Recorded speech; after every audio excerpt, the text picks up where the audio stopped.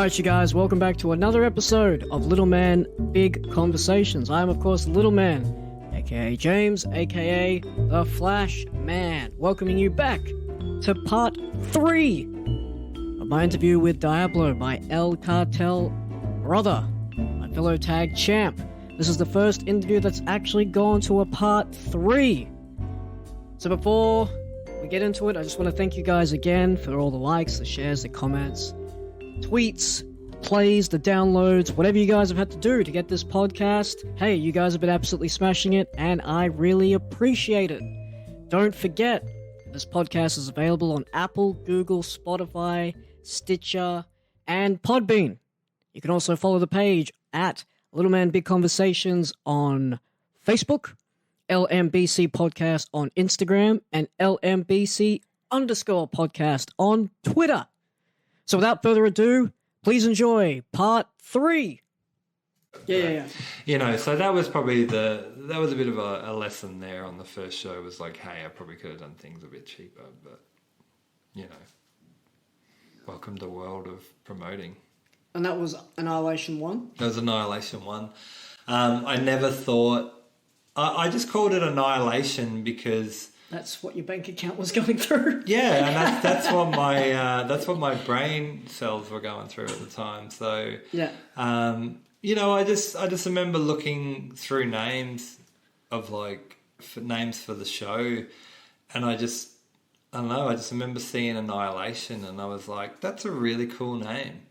And like I said, like when I started the company, I just had in my mind, just put on a live show and hopefully it won't suck.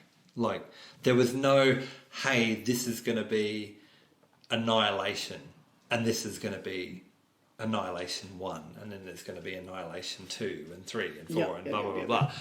My goal was, oh my God, please just don't bankrupt me and please nothing go wrong. Yep. That was all I cared about. And, you know, that was the first show, Annihilation 1. Mm-hmm. And February 2021 will be Annihilation 8.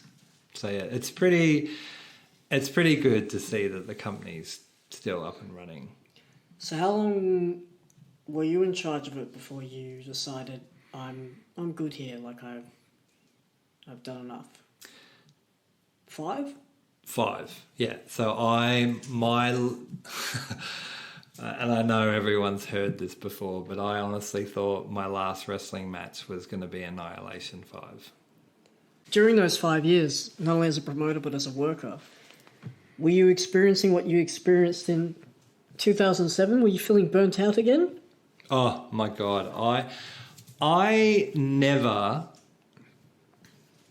thought I was going to be on Annihilation 1. Like, my goal was to be the promoter and not be an active wrestler on the card.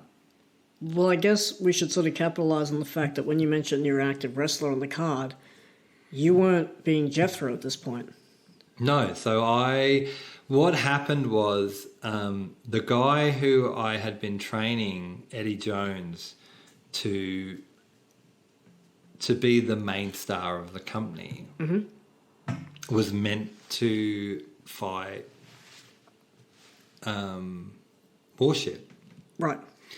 And the two of them were meant to battle it out for the title. You know, and that was where the storylines was going. And Eddie came to me and he was like, it's too much pressure.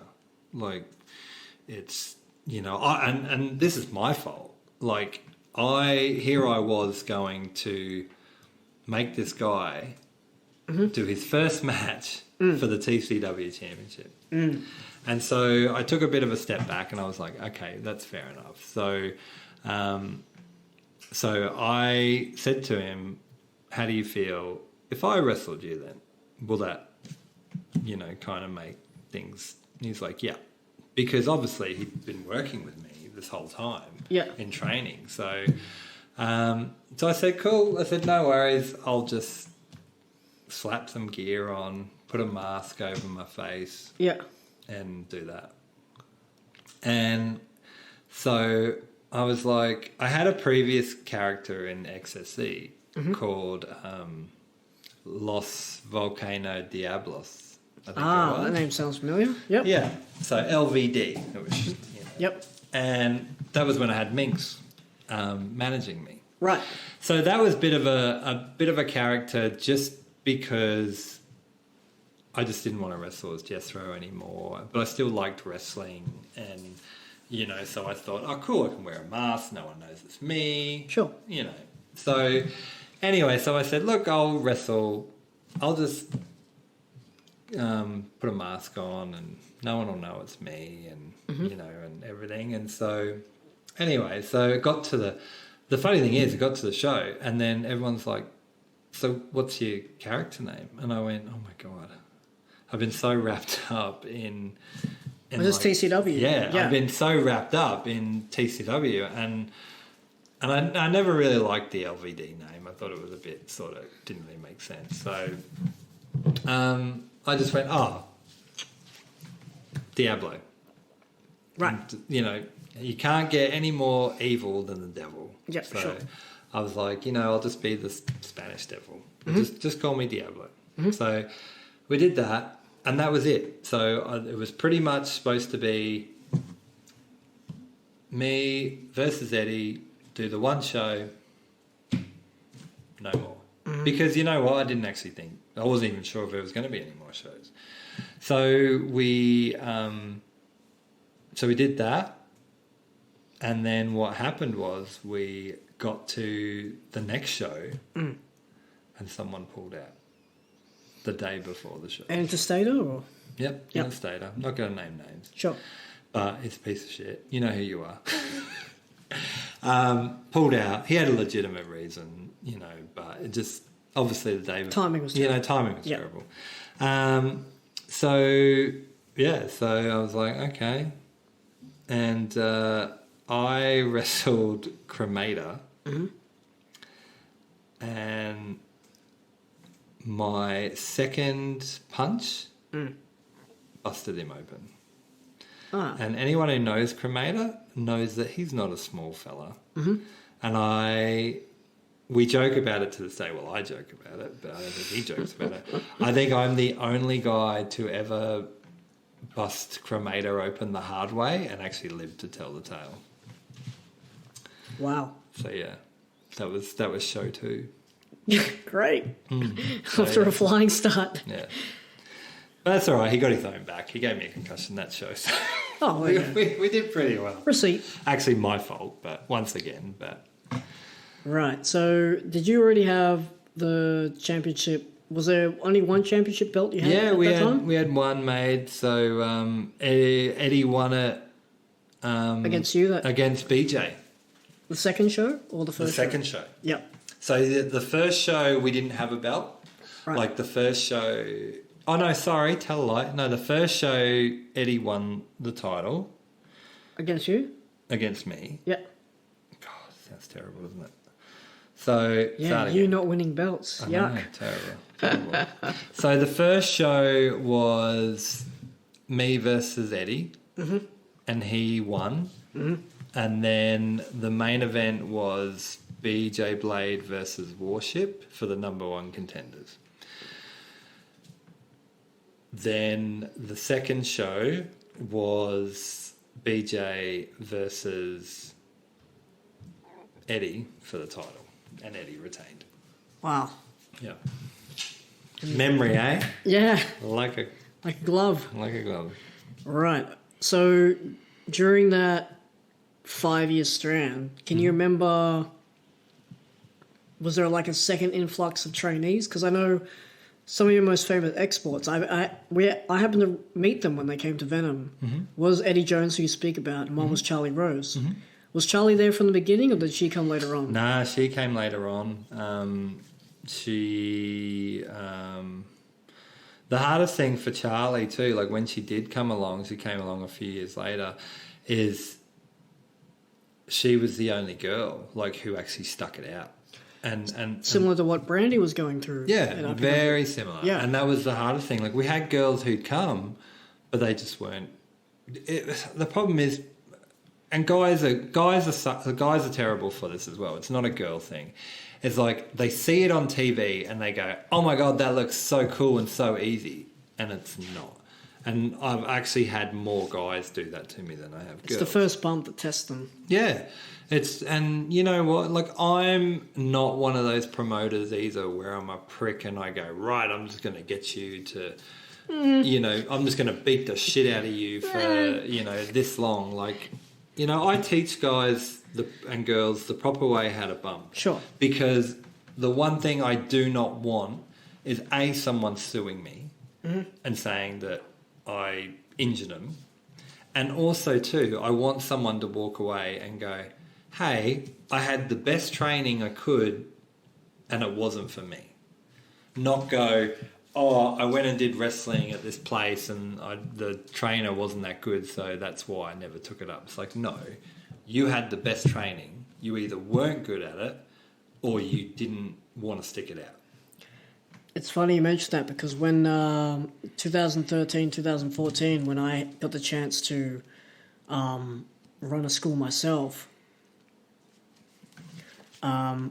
we had a moment there where one of the trainees came in, and I think you'll appreciate this story, is that one of the trainees came in and it was his first day and he quite literally said, I'm saying, hey man, you know, when you lock up, put your left hand behind the back of their neck, put your right arm over the elbow, you know, collar and elbow tie up. And he said to me, yeah man, don't worry about it. I know all the tricks. I'm not kidding. That's I would have said, can you tell me them? Because I'd love to know them. And I stood there and I went, okay.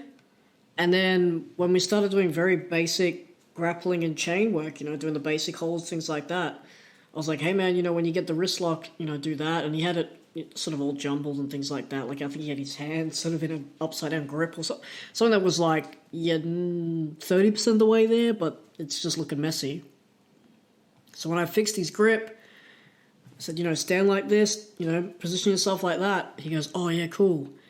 I sort of subtly said to him, guess you don't know all the tricks then. Walked away. So I get it. There are some people that when they join up, they kind of jump the gun. They kind of go, oh, man, you've seen this on TV. It's so easy. I can do this. Yeah. The come to Jesus moment with the bump, where they bump and they go, oh, God. That's the first testing point. And the second point is where you go, all right, so you kind of take them through their fundamentals, and at the end of the show, or the end of the training session, or the end of the open day, whatever it is, if you see that guy go on the top rope, man, no. If you can't put on a lockup, and if you can't do at least a basic hold, WTF are you doing on the top rope? And when you tell the guys off, man, very rarely do they come back, because all they want to do is they want to do the cool shit. They don't want to learn the fundamentals. They want to get in their rent-a-crowd friends. They want to do a Jeff Hardy Swanton Bomb. They want to do all the signature moves, and then they want to win a match, and they want to go home. And 9 times out of 10, they want to do that first match and go, I'm good.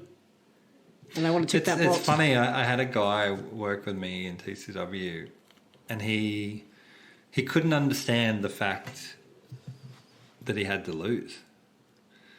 And I just said to him, I said, well, he's like, well, why do I have to lose? Yeah.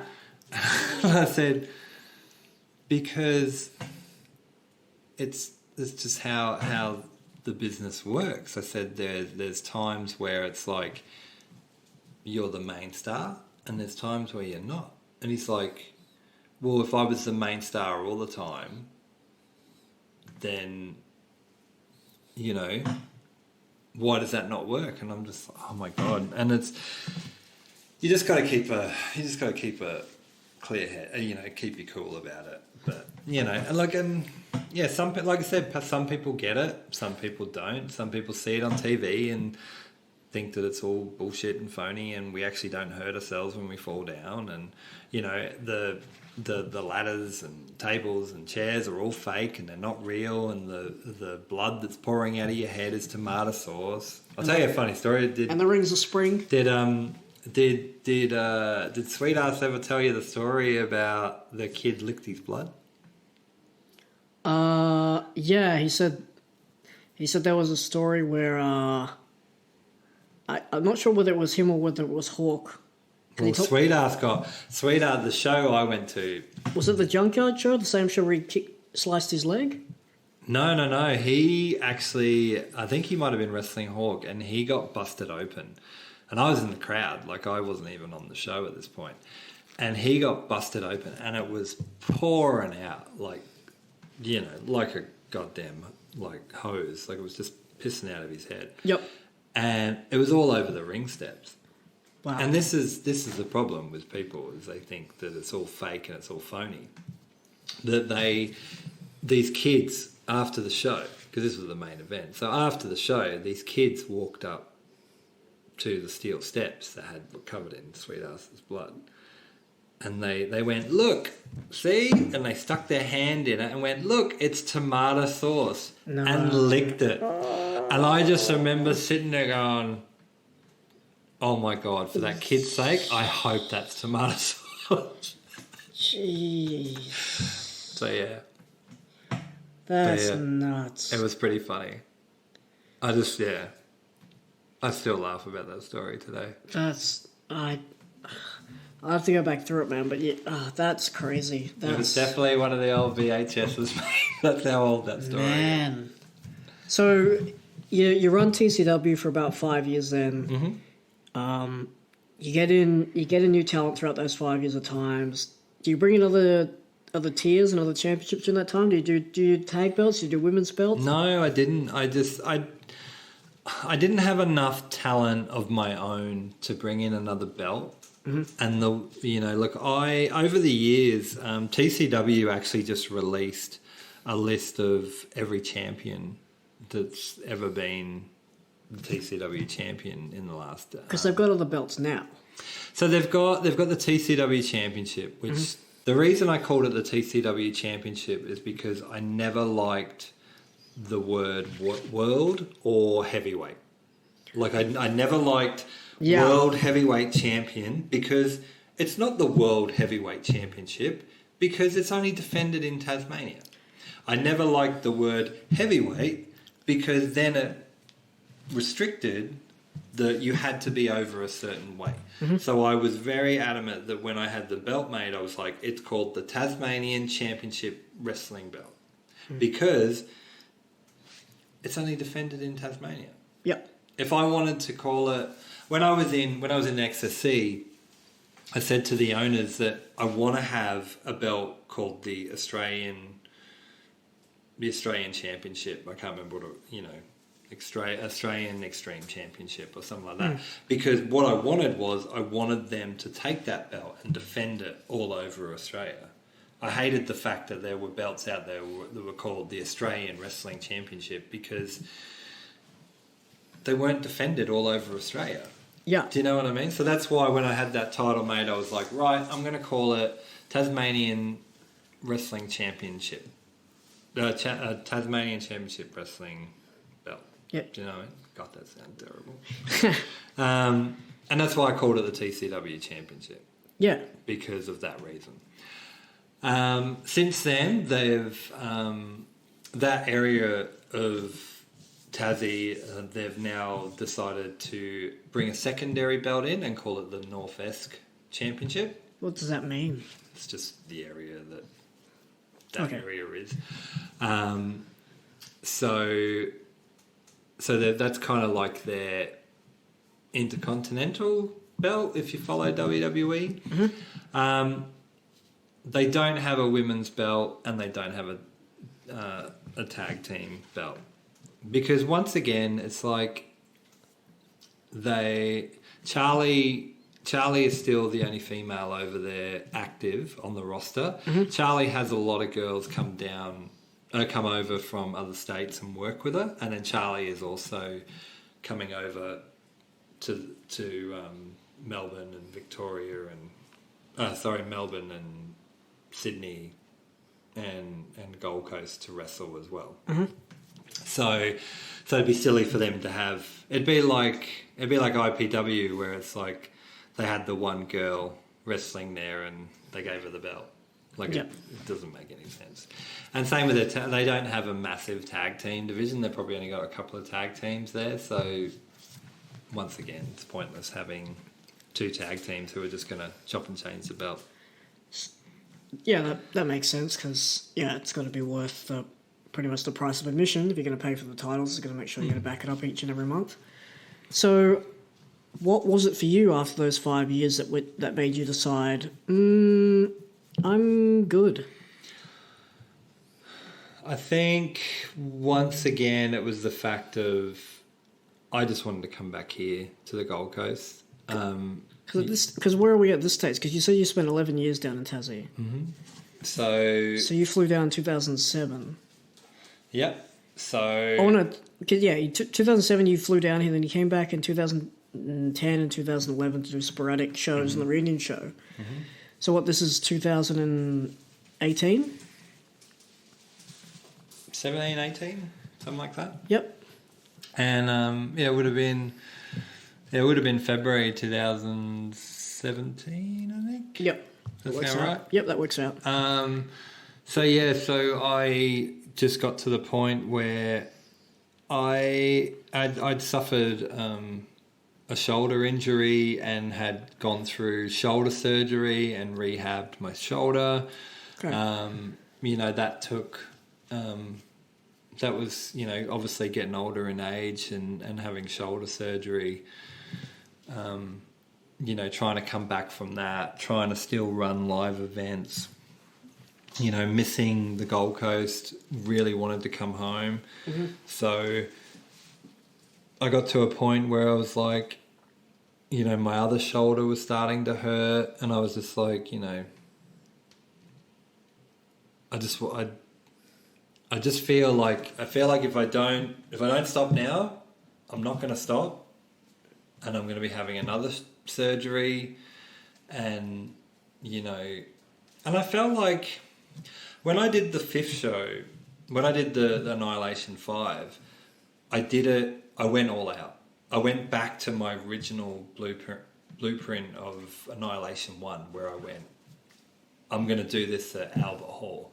Now, anyone who doesn't know where Albert Hall is in Launceston, if you can pretty much imagine the Hammerstein Ballroom, where ECW's that sort of style of venue, that was what Albert Hall was.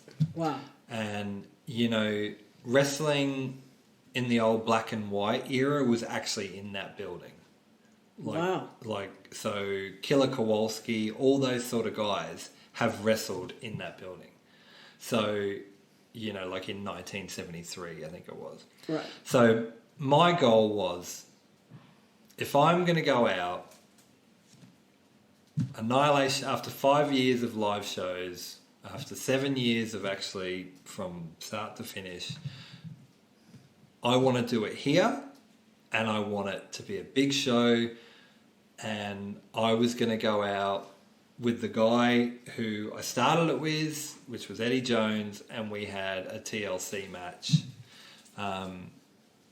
for the number one contendership for TCW. So I was kind of felt like I was doing my big WrestleMania show. I was putting everything into it. I was going all out with the promoting side of it, mm-hmm. and I was going all out with my wrestling match. Someone's going to get hurt here. Yeah. And clearly it was both of us that night. But, so I was like, well, okay. At the end of the night, I can leave knowing I've put on the best wrestling and I've put on the best show. Right. And so 5 years, I was like, it's time. It's time to go out. So, long story short, it was it's like 400 people came to that show, maybe more. I can't remember what it was, but somewhere between 4 and 5. And, me and Eddie had as he likes to say, a banger of a match. He got busted open. I almost broke all my left side of my ribs. Oh. So yeah, definitely one of the best matches in TCW I'd ever had. So and then I sat down with Eddie Jones and Dylan Daniels, and I said, look, I want to go. I don't want to see this company die. I believe you two can do it. And so the ball's yours. Or the alternative is I pack it up and I come to Queensland and start another Fed, which I did not want to do. Yeah. It's never been on my radar to do. Yeah. So luckily the boys sat down and we worked out a deal, and like I said, that was Annihilation 5, and next year it's going to be Annihilation 8. So suffice to say they kept it going. And they're doing a good job. I'm actually really proud of both of them. Well, this is around the time when we reconnected in the IPW crowds. You came home. I saw you in the crowd for a couple of shows. We managed to chat, and pretty much like we said at the top of the podcast, we managed to fuel the fire that would become our rivalry, which would then become, to this day, until it all picks up again, to this day, El Cartel, the second incarnation, because you ran it once in Tassie. And yeah, well, me and Eddie Jones were actually El Cartel in Tassie. No, it's just you and me. Yeah, it's okay. Right. Sorry. Don't tell them that. They get very upset about version 2. No, I'm only playing. I know the history. But yeah, so you and Eddie ran the first cartel. Mm-hmm. And Dylan Daniels was also a part of it. Yep. And Sarita, my little female manager, I had as well. Is she still down there, or is she ended up? No, she left. But yeah, and since then, like obviously, Eddie and Dylan have become a unit and separated, and as wrestling works, you make friends and then you beat the shit out of them. So what do you mean? We just did it the other way. We just beat the shit out of them. Yeah, we quite literally did it the other way. I'll beat the shit out of you and want to be friends. Yeah. So that's been quite a whirlwind, man, to hear the career legacy of yourself. So that's the career for you going through that timeline. But where are you at now as a person? What's happening in your life now outside of the squared circle? Because I know right now we're still on that, we're easing up the restrictions. Queensland is arguably leading the charge worldwide for this coronavirus situation. But until wrestling kicks off again, that's where you and I will pick it up and do the El Cartel one more time. But where are you at as a person? Where are you at outside the squared circle at this point?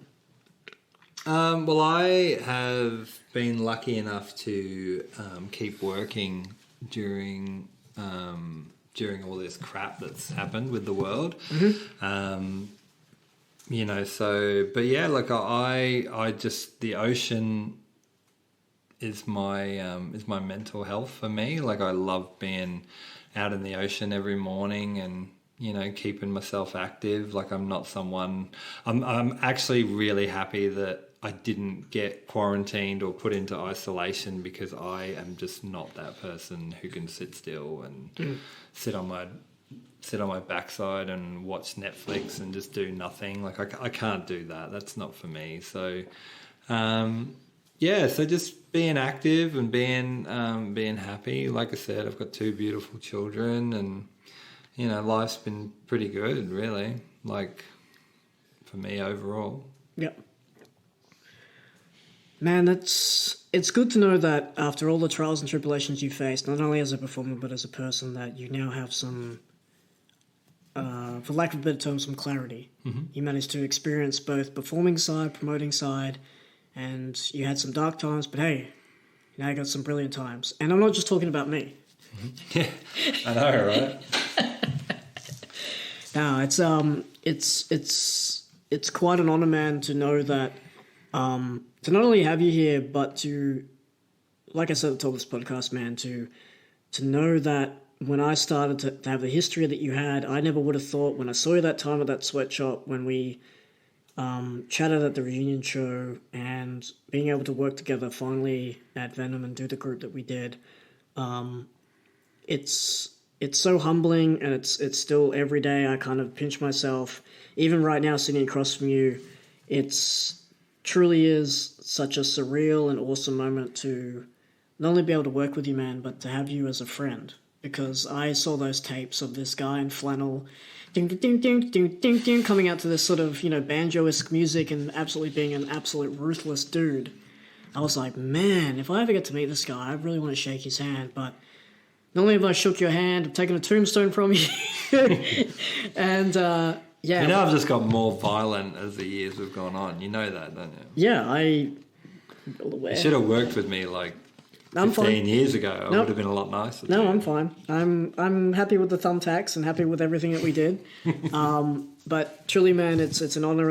It's a complete honor and a privilege, and it's very humbling to not only be associated with you, but to call you a friend and to call you a brother, someone that I can trust on, and someone that I can just call up if times are good and definitely if times are bad. I know I can pick you up on the phone and say, so this happened, and I can imagine some silence and then be like, you fucking idiot. You know, that's how most of my phone calls start with me. Yeah. Yes, I know. What do you want? Why are you calling me? Even though you've asked me, ring me in 10 minutes. I'll ring you in 10 minutes. Why are you ringing me? You told me to, you arsehole. Did I? I don't remember. What do you want? But all right, so we've gone to the timeline, man. Before we ride up into the sunset, I'm going to hit you with what I like to call a deep dive. This is where I ask you some specific questions that only you yourself can give your own unique answer and spin to. So you ready for the deep dive? Oh, here we go. All right, man. We've talked about it a bit, not only being a performer, but as a promoter and as a trainer. But hey, rewind the hands of time, rewind back to the early 2000s.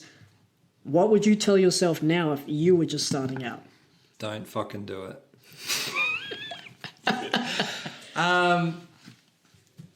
I think I would have told myself just look after your body a bit better than what you did. So pick your bumps, or? Yeah, like definitely look after your body, eating, working out more, eating right, just less is more, all that sort of shit. Right. Here's one for you. What recently have you changed your mind about? I would say being friends with you. Oh, you asshole. Scratch that question out. Edit that out of the podcast. What have I changed? I just think like during the way the world has just made me really appreciate everything that we take for granted. Like, you know, like a lot of us have had to go without seeing friends and family, just little things like just catching up with someone after work and having a drink, or just, you know, there was a time there where they were talking about closing the beaches, you know, like, which to me, like, that's a main thing for me. So I think it's just to really appreciate what we have and just not take things for granted. Either in life or in the ring, what is the best advice you have ever received? Tuck your chin. Yeah. That's the best advice you've given. But no, what's the best advice you've ever been given? Either, like I said, either in life or in the ring. Don't think too much. Is that in life or in the ring? Yeah, both really. Yeah? Don't take yourself too seriously. I think you know, I think a lot of people, whether in or out of the ring, put too much pressure on themselves. This is meant to be, you only get one life. It's meant to be fun and you're meant to enjoy it. If you're not having fun and you're not enjoying it, do something else. Go find someone else that'll keep you satisfied. Yeah. How do you define success? Respect to your peers. Yeah? Yeah. Regardless of whether this is wrestling or not, you know,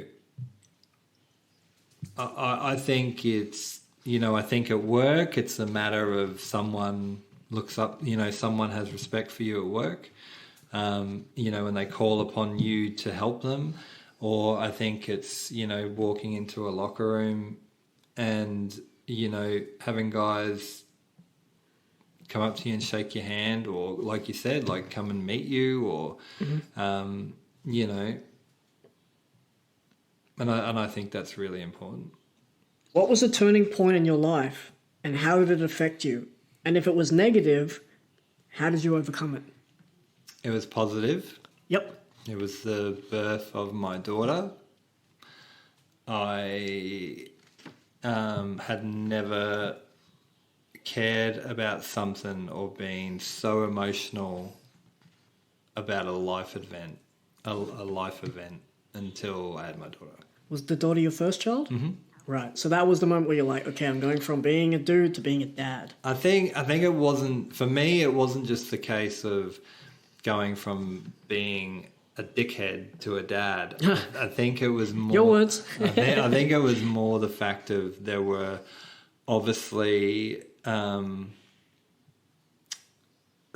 bad influences going on in my life that actually made me look at the birth of my daughter and go,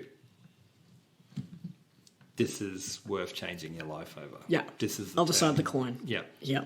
So, yeah. Being that you're a guy that's had about, well, including a Wild Thing, about 3 or 4 characters, for the guys out there that are listening that are from a character perspective or a wrestling perspective, we always have what we like to call in the business a switch. So the thing that changes you, the thing that gets you from being in the everyday person to being in that character, being in that mindset, going from pretty much zero to hero straight away when that music hits, when you got that curtain. For you, is there a ritual that you do before a match, or is there something that you have as a switch that sort of psychs you up and gets you into character? And if so, what is it? I still, to this day, get nervous. Man, same. Before a show. Yep. My music will hit and I'm still outside doing a pee because I'm still nervous about going out there. Yeah. These days, my character is a lot more violent. So I kind of... I'm aware. So I kind of have to really find that dark groove of, sometimes it's just music, just listening to some heavier music. Sometimes it's just, just thinking about thinking about the crowd have come here to see violence. Yeah. They haven't come here. When they come to see me, they know I'm not going to put on a 5-star wrestling match and going to chain wrestle on the floor. They know that I'm going to go out there and I'm going to be violent. Yep. And that's what I try and give people. I try and give them a good wrestling match. Like I said, there are so many guys out there who can out wrestle me. And that works for them. And that's great. Yep. But with me, this is what I'm here to do. This is what people want to see me do. So that's what I do. So it's the music that sort of switches you from... The music and obviously, the thought process of... So put the mask on? Yeah, like the mask has a lot to do with it. Like one thing I never... Because I'd always been a character which didn't have a mask on. Yeah. When that... The funny thing is about my mask too, is my mask has mesh over the eyes. So when I pull that mask down, it's very similar to like the Spider-Man sort of mask. Like when it comes down, it's like it's right over your face. Your vision is different because you now have mesh vision instead of just having like, your eyes exposed. Yeah, I have the same thing with Mini Cruz's mask. And so that's a big turning point. The mask is usually the last thing, even though I have like what I call an open jaw mask. That's still the last thing that comes on because that's the green light for me. It's like it's go time. All right, this is the part of the podcast now which I like to call the Lipton 6. This is in tribute of James Lipton, who sadly we lost earlier this year in March 2020. He was an American writer, lyricist, actor, and the dean of the Actors Studio Drama School at Pace University in New York City, where he hosted and ran his TV show Inside the Actors Studio from 1994 to 2018. So, in honor and tribute of him, I'm going to ask you his famous 6 questions that he would ask all his guests before wrapping up his interview. So, you ready for the Lipton 6? Let's do it. What is your favorite word? There's so many. Respect. Let's say respect. Respect? Okay. Say respect.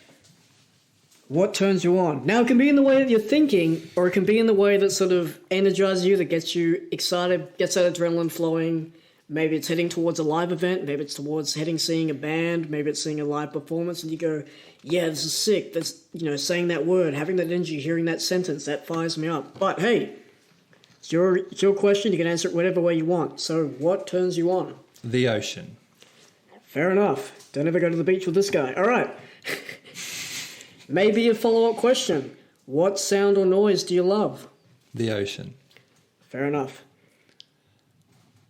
Pretty much, I think this is going to be your favorite question if I know you the way that I know you. What is your favorite curse word? The ocean. No. Oh my God, my ears. Which is my favorite? Oh, there's so many. Respect. Respect. Because there's probably women who listen to your podcast, I'm going to say F-U-C-K. Okay, fudge. No, I get you. What profession other than your own would you like to attempt? So if you weren't doing wrestling, if you weren't doing the real life job, is there something you'd like to try out? And if you had the chance to do it, what would it be?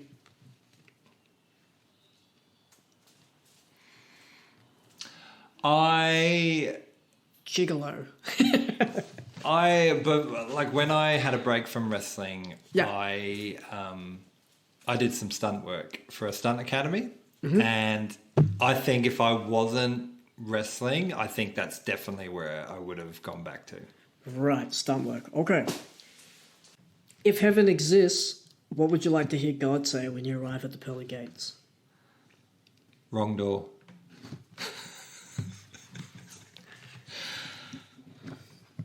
I can't believe you're here. I can't believe it's not Jethro. Like the old butter commercials. Did your GPS not work? Yeah, you think God would tell you to turn around? I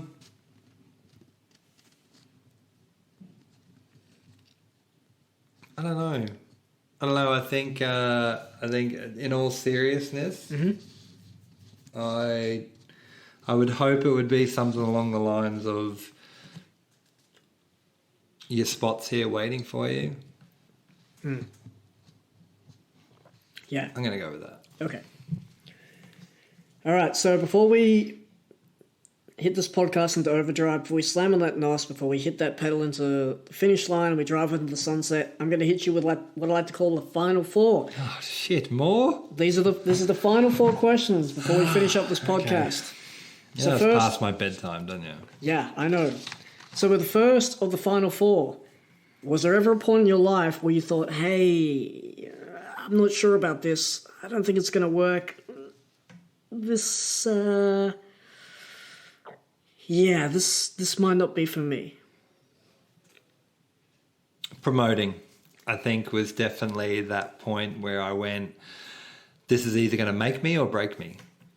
So was it building to your first show? And you were getting to that point the first show, you got to remember, like when I did the first show, I had no funding. Like it was all my money. So if this failed, I was dead in the water. And I remember when I opened those doors, when we opened the doors to the venue, there were two sets of doors. There was the foyer doors and then there were the main doors. Right. And all I saw was the foyer doors open and no one came in. Right. And I just remember thinking, I'm bankrupt. Yeah. I'm so screwed. And then they opened the front doors and then all these people came in. So I was like, oh my God. But that was the point where I actually went, this might not be for you. This may not have been for me. Like maybe I should have just been a wrestler.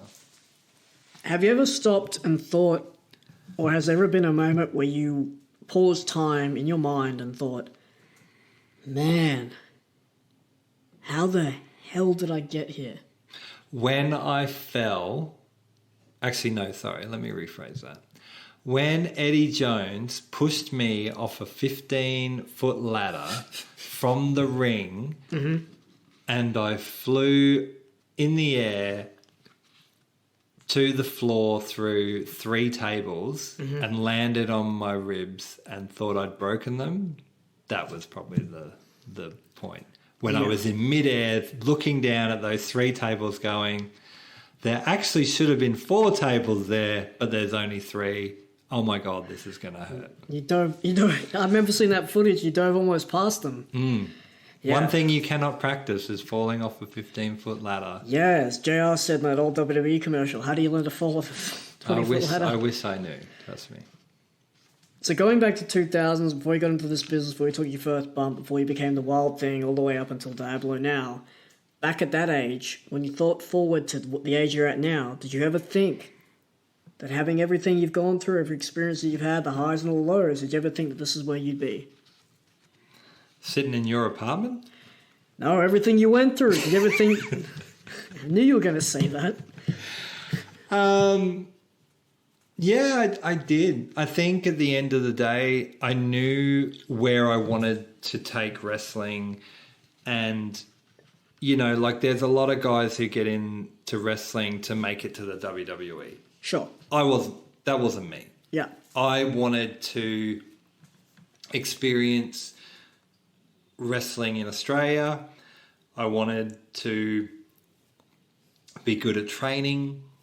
And I wanted to actually see if I could run my own company with the experience and the knowledge that I had and it be successful. Yeah. So yeah, I think everyone puts out there to the universe where they want to be in life. Mm-hmm. I think if you're going to sit around in your apartment and bitch and moan and say, oh, well, poor me, then that's where you're going to be in life. Sure. If you're going to sit there and go, you know what? And we've got friends who've made it to WWE. And they, you cannot tell me they got there by sitting there bitching and moaning about poor me. Like they worked their asses off and they had Absolutely. a vision of where they wanted to be and Sure. they're there. Mm-hmm. So yeah, that's my take on life. Last of the final four. Currently, as we sit across from each other in my apartment. It's a very nice apartment. Thank you very much. What is your proudest moment or achievement? My children. Yeah. Definitely my children. My children have made me smile. They've made me laugh. They've made me cry. They've given me, you know, I've had a lot of proud moments in wrestling and met some wonderful people, but... Oh, thanks, man. Not you. Damn it. But yeah, no one will ever replace my children. Before we wrap this up, is there anywhere that people can get in contact with you on social media? Do you have a Diablo page? Don't contact me.com. No, I'm on socials, but I don't really want you all stalking me, you weirdos. No, I don't have... since the world has turned upside down, I've pretty much deleted all my socials. If you really want to get hold of me, you can contact Flash and he might pass on your information. Yeah, it depends if you're cartel worthy. Speaking of the cartel, man, once again, it is an honour and a privilege to... And there's so much to look forward to. Like we, having Bruiser on board, as the third member was exciting. And, obviously there's so much potential in that kid. I think he's got a...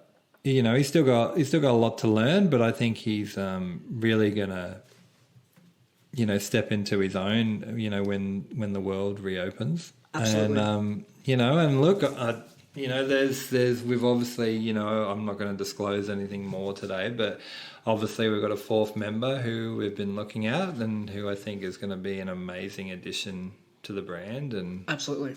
And hopefully everyone will get over the virus and we can start doing what we enjoy, and that's hurting people and kicking them in the face. Yeah, I can't wait to get out there and wreck carnage and have people try and take away our championships one more time. But until that moment happens, my brother, I'm very happy that you're here today. I'm very happy of the legacy that you've carved, the trail that you have blazed. It is an honor and privilege to sit across from you, to know everything that you've done. And like I said, and many times on this podcast, I pinch myself every day to knowing that that you're my friend, that you're my brother. And again, thank you so much for coming on here today and having the chat with me that only you and I can have. You're welcome, and I'm pretty disappointed about the catering in this apartment, but we'll talk about that off air. All right, man, until we meet again, I'll see you down the road, and I can't wait to kick ass one more time. Later, boy. And that's it.